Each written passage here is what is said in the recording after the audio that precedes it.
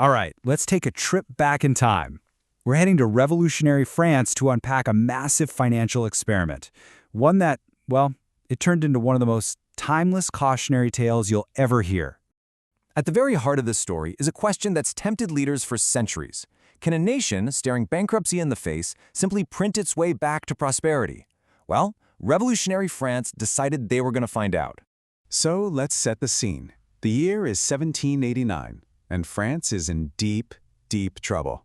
We're talking a mountain of debt and a deficit that was just crippling the entire country. The country was basically paralyzed.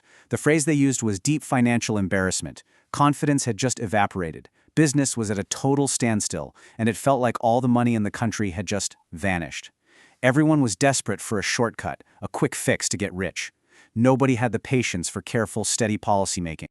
And that's when this idea started to take hold. A revolutionary idea that was hailed as a panacea, a perfect cure-all solution for every single one of the nation's problems: paper money.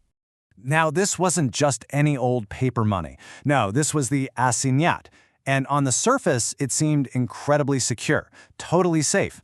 You see, the government had just confiscated all the church lands, which was this massive portfolio of some of the best real estate in all of France. So each assignat was basically a mortgage on this land. I mean, what could possibly be safer than that, right? A huge debate just erupted. On one side, you had people arguing that this new money was going to revive trade, pay off the national debt, and even give regular citizens a real stake in the revolution's success. But on the other side, you had guys like the finance minister Necker pointing to history and saying, hold on a minute, every single time we've tried this with fiat currency, it has ended in absolute ruin. They were literally prophesying disaster.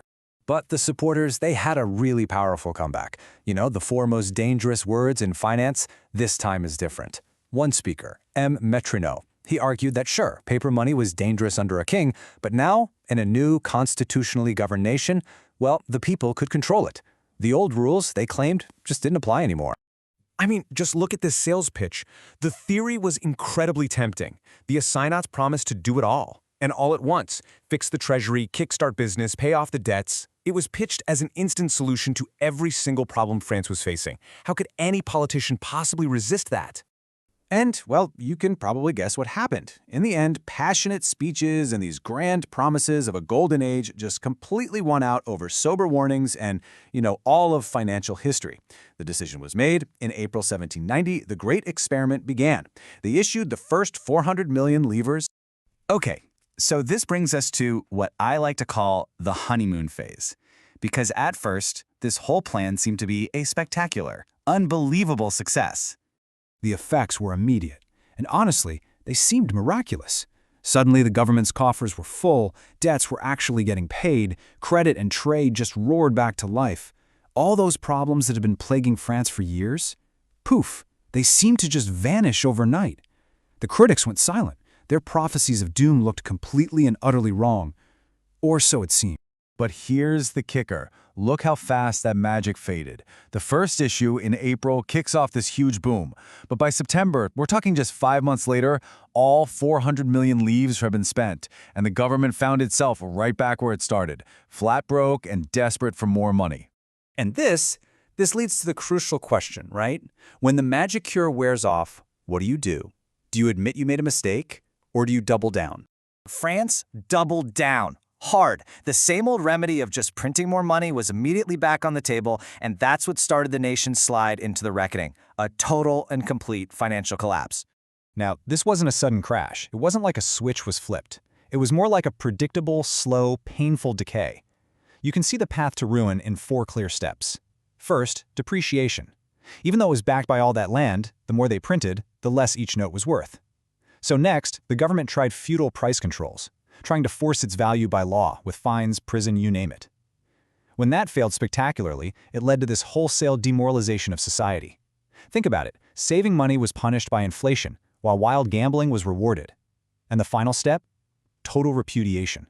The currency became completely, utterly worthless, and the whole system just imploded. So how much did they end up printing in total? Well, the grand total of all the issues reached what the author called the enormous and unthinkable sum of $9.5 billion in face value. A truly staggering figure that brought an entire nation to its knees. But here's the thing. The story wasn't just recorded as a piece of history. It was written down, deliberately, as a powerful warning for all of us in the future. You see, the author, a guy named Andrew Dixon White, he put all this together for a very specific reason. In the late 1800s, he saw the exact same arguments for printing paper money starting to get popular in the United States. So he presented this whole story of France to American legislators as a stark, crystal-clear warning of exactly where that path leads. And it all really boils down to this one simple, powerful idea. A government cannot just vote to repeal the laws of economics, any more than it can vote to repeal the law of gravity. Some principles, well, they're simply unchangeable. And that leaves us with one last question to think about. I mean, the world has changed so much since the French Revolution, but has human nature really changed? Do the temptations that led France straight to ruin still echo in the economic debates we're having in our own time? Something to think about.